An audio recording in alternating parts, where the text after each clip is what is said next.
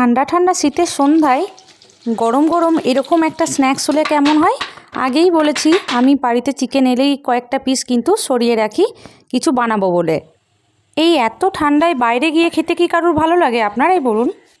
এখন আমি বানাচ্ছি চিকেন দিয়ে দারুণ টেস্টি একটা স্ন্যাক্স। বাড়িতে কিন্তু আপনারাও চটচট বানিয়ে নেবেন। এখানে চিকেনটাকে আমি কিমা করে নিয়েছি, দিচ্ছি পেঁয়াজ কুচো, থেতো করে রাখা আদা আর রসুন, কুচো করা লঙ্কা, দুটো আলু এখানে আমি হাত দিয়ে একটু ম্যাশ করে দিয়ে দিচ্ছি, ধনে গুঁড়ো, জিরে গুঁড়ো, হলুদ, নুন, ঝাল লঙ্কার গুঁড়ো আর ভাজা মশলা মানে জিরে, ধনে আর শুকনো লঙ্কাকে একটু ড্রাই রোস্ট করে গুঁড়িয়ে নিয়েছি, আর দিয়ে দিচ্ছি ব্রেড।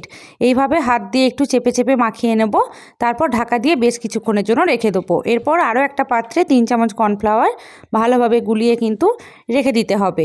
এবার হাতের মধ্যে আপনি যেরকম টাইপের কাটলেটের শেপ দিতে চাইছেন সেরকম টাইপের শেপ কিন্তু গড়ে নিতে হবে। এদিকে কাটলেটগুলো গড়ে নেওয়া যাক, অন্যদিকে তেলটাও কিন্তু আমি বসিয়ে দিলাম। কাটলেটগুলো গড়তে গড়তে তেলটাও গরম হয়ে যাবে। এবার কর্নফ্লাওয়ারের ব্যাটারের মধ্যে কাটলেটগুলো কোট করে নিয়ে এইভাবে পাতলা যে সিমাইটা পাওয়া যায় সেটা দিয়ে একটু কোট করে নিতে হবে। তারপর সবগুলোকে একসাথে বানিয়ে নিয়ে গরম তেলের মধ্যে কিন্তু ভেজে নিতে হবে। তেলটা কিন্তু বেশি গরম একেবারেই করা যাবে না, তাহলে উপরে সিমাইগুলো কিন্তু পুড়ে যাবে।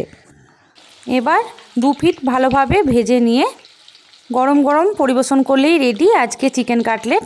ভিডিওটা কেমন লাগলো অবশ্যই কমেন্ট করে জানাবেন, আর ভালো লাগলে একটি লাইক কিন্তু করে রাখবেন। আর একবার বানিয়ে টিফিন বাটির মধ্যে স্টোর করে ফ্রিজের মধ্যে রেখে দিলে কিন্তু অনেক দিনভাবে খাওয়া যায়। দেখা হচ্ছে তাহলে অন্য কোনো ভিডিওতে। আজকের মতো তাহলে এখানেই টাটা টাটা।